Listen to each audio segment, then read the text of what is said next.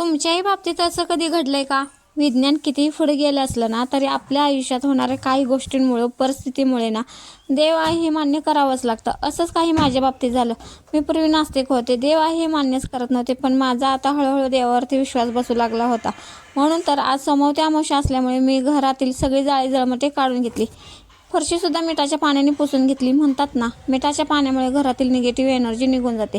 नंतर मी उंबरठ्याचं हळदीचं लेपन करून पूजा करून घेतली आणि सिंपल अशी देवपूजासुद्धा करून घेतली. माझ्याकडे थोडेसेच देव आहेत, कारण बाकीचे देव आमच्या गावी आहेत.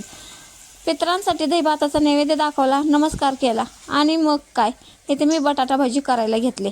आता भजी कोणते असो, सगळ्यांना आवडतातच. इथं जसे भजी माझे तळून होतील तसे सगळ्यांनी केली खायला सुरुवात. मी सुद्धा भजी खाऊन घेतले आणि नंतर अशी तयार झाले अनुषाला क्लासला सोडण्यासाठी.